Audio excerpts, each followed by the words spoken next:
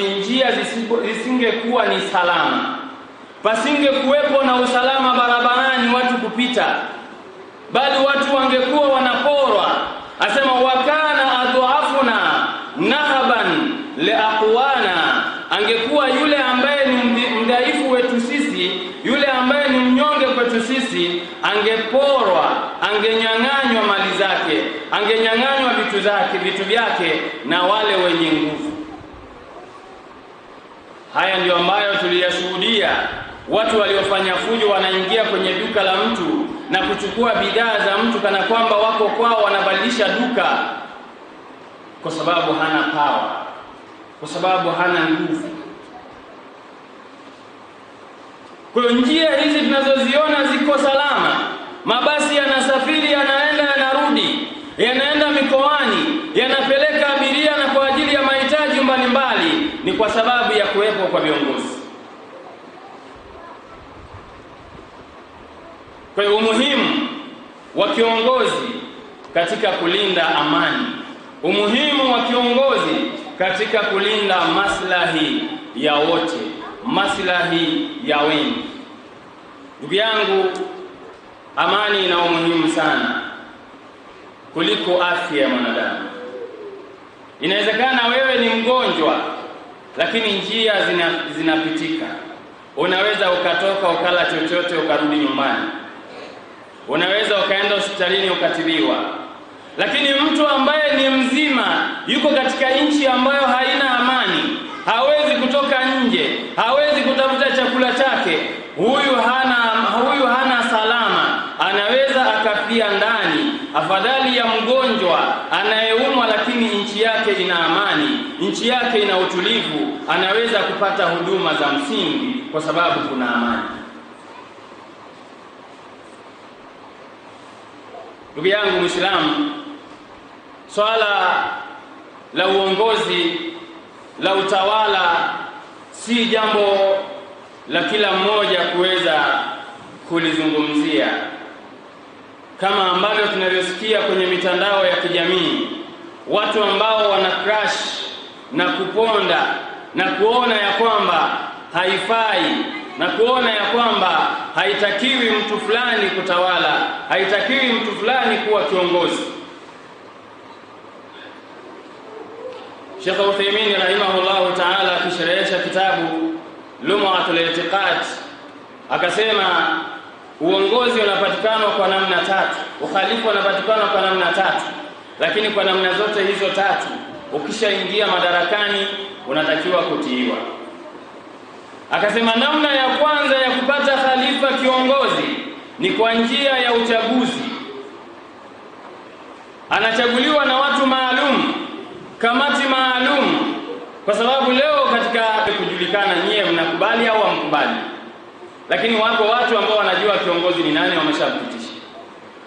Alipofariki Mtume sallallahu alayhi wasallama, masahaba waliona kuzika ni jambo dogo, lakini kuwa na kiongozi, kulinda amani ni maslahi makubwa. Wakakaa shura, wakasema tumchague Abu Bakar Siddiq awe ni kiongozi, na ndio akapitishwa kuwa ni kiongozi, ni khalifa. Aina ya pili ya kupata kiongozi ni wilayatul ahad, ni utawala wa ahadi, aliyoko madarakani akimpointi mtu fulani, baada ya mimi afuate fulani aongoze. Na hili lilifanyika katika kipindi cha Umar ibn Khattab, alimpointi Uthmani ibn Affan kwamba atakayekuwa ni khalifa baada yake. Jambo la tatu la kupata kiongozi, nasema al-quwwatu wal ghalaba, ni kutumia nguvu na ushindi. Yoyote atakayeingia madarakani, ima akatumia upanga mpaka akatawala, akamuondoa aliyokuwepo na akashika hatamu, basi hapo tunasarenda, tunatakiwa tumtii, hatutakiwi kuleta chokochoko baada ya hapo, kwa sababu ameshakuwa ni kiongozi, ameshakuwa ni mtawala, ameshakuwa ni amiri. Kwa hiyo watu wote wanatakiwa kusikiliza na kutii amri zake. Sheria imesema jambo moja tu, kwamba huruhusiwi kumtii kiongozi yoyote pale anapokuamrisha kumwasi Allah jalla jalaluhu fi ula. Aqulu qawli hadha astaghfirullah al-azim li wa lakum fastaghfiruhu innahu huwal ghafurur rahim wa huwal barrul karim.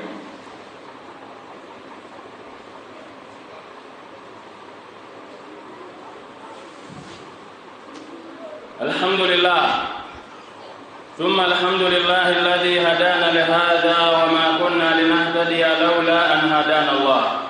Wassalatu wassalamu ala ashrafil anbiya'i wal mursalin sayyidina Muhammadin wa ala alihi wa sahbihi wa sallama amma ba'd. Ahiba, baada ya utangulizi huu, mara nyingine tukiendelea na kuzungumzia umuhimu wa khalifa katika kulinda amani na maslahi ya wengi. Mara nyingi mtu aliyoko chini hawezi kujua maslahi ya kiongozi mkuu. Ukitaka kujua hivyo, mtu aliyekaa chini na yule akapanda juu ya ghorofa, aliyokuwa juu ya ghorofa anaona mbali zaidi na anaona mji ulivyokaa kuliko aliyoko chini. Kwa hiyo wewe unaangalia maslahi yako binafsi, lakini kiongozi anaangalia maslahi yake na maslahi ya taifa kwa ujumla. Ndugu yangu Muislamu, wanawachuoni wanasema kuna mambo kama haya ambayo ni lazima tuyazingatie, na haya ni katika manhaj ya Ahlus Sunna wal Jamaa, na yoyote atakayeenda na haya basi inawezekana akawa manhaji yake ni manhaji ya Khawarij, manhaji ya Mu'tazila, kwamba huyo sio katika manhaji yetu, huyo sio katika manhaji yetu. Wanasema miongoni mwa mambo ambayo ni muhimu kabisa, nasema tawqiruhum wa ihtiramuhum wa adamu sabbihim awili istighfafi alaihim, ni kuwaheshimu viongozi, ni kuwapa heshima viongozi, na kutokuwatukana viongozi, na kutokuwanyongesha viongozi, na kutokuwadhalilisha viongozi.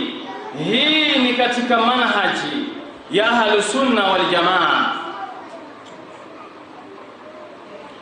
Qala Ibn Mubarak, haqqu ala al-aqil, ni haki, ni wajibu kwa mtu mwenye akili, kwa mtu mwenye akili,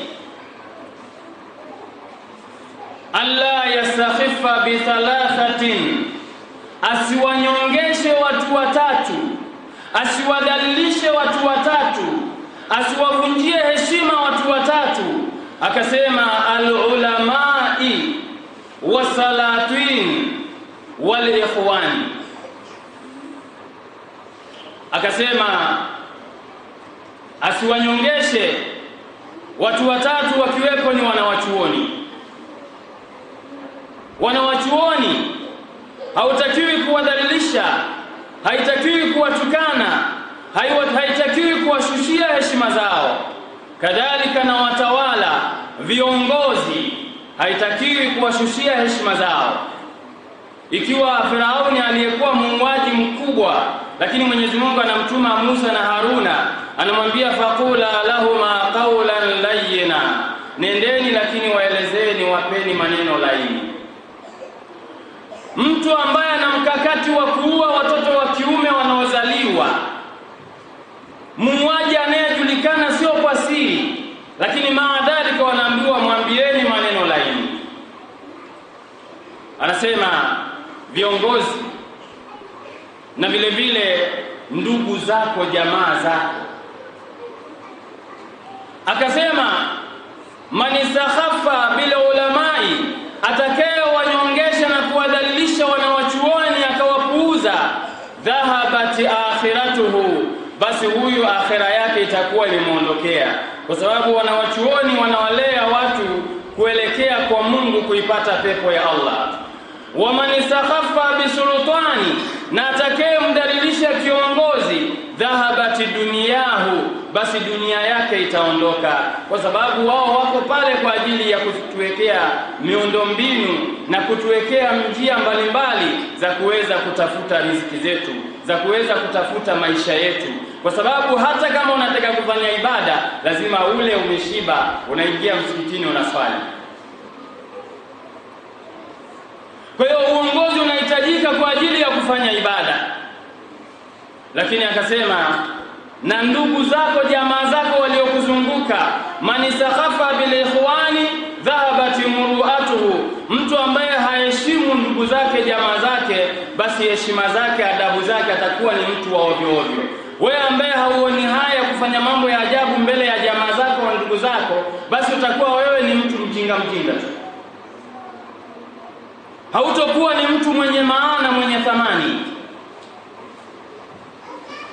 Jambo lingine, kwa sababu muda hautoshi, maneno ya wanawachuoni ni mengi katika hili, wakiwa wanayazungumza haya. Anasema jambo lingine, adduau lahum, ni kuwaombea dua viongozi, watawala, kuwaombea dua nzuri, Mungu awaongoze, awape hekima katika mambo yao, waweze kuyafanya vizuri, kwani kufanikiwa kwao, kufanya kwao vizuri, kupatia kwao ndio salama kwetu sisi. Kama alivyosema Al-Fudail ibn Iyadi rahimahullahu ta'ala, anasema, lau anna li da'watan mustajabatan, lau ningelikuwa mimi nina dua ambayo dua hiyo ni yenye kujibiwa, ma sayyartuha illa fil imami, nisingeielekeza dua hii kokote kumuombea yoyote, ila ningemuombea kiongozi mkuu, mtawala. Akasema, salahu liimami fasalahu liibadi walbiladi, kwani kutengemaa kwa kiongozi mkuu ndio kutengemaa kwa waja na miji. Waja watapata salama, watu wenye kufanya ibada, wanaomtambua Allah, wataweza kumwabudu Allah subhanahu wa ta'ala ipasavyo, watatekeleza wajibu wao ipasavyo, na vile vile miji itakuwa ni salama na miji itakuwa na amani. Anasema dua hiyo kama ningekuwa ninayo mimi na nikajua hii dua nikiomba inatiki, hajasema ningemuombea mama yangu, hajasema ningemuombea mke wangu, hajasema ningemuombea mtoto wangu, hajasema ningemuombea baba yangu mdogo, akasema ningemuombea kiongozi, kwa sababu usalama wa mama yangu ni kiongozi kuwa salama, usalama wa mtoto wangu ni usalama wa kiongozi kuwa salama, usalama wa baba yangu ni kiongozi kuwa salama. Ni wangapi katika fujo zilizopita juzi, baadhi ya wazazi walikuwa wanapiga simu kwa watoto wao, mwanangu sio katoka, mwanangu sio kajiunga na hivyo vikundi. Manake leo kuna watu wamewaumiza mama zao kwa kufa kwao au kujeruhiwa kwao, kwa sababu mama zao ndio wanaumia zaidi. Na lau kama wamama wangesimama vizuri, wakawahusia watoto wao, wakaacha kufanya yale yasiyofaa, tungepata salama. Ndugu yangu Muislamu, miongoni mwa mambo ambayo yanasemwa kuhusu na viongozi, adam adduai alaihim, ni kutokuwaombea dua mbaya, ni kutokuwaombea dua mbaya. Al-Imamu Al-Barbahari rahimahullahu ta'ala katika maneno yake anasema, idha ra'aita ar-rajula yad'u ala sultani, utakapomuona mtu anaomba mabaya, anatoa laana kwa kiongozi, fa'lam, basi jua na utambue na ufahamu kwa yakini, annahu sahibu hawa, huyu ni mtu mwenye kufuata matamanio ya nafsi yake, na wala huyu sio mtu anempenda Allah, wala sio mpenzi wa Mtume Muhammad sallallahu alayhi wasallama. Ni mtu ambaye anafuata matashi ya nafsi yake, bali nafsi yake ndiyo Mungu wake inavyomuongoza.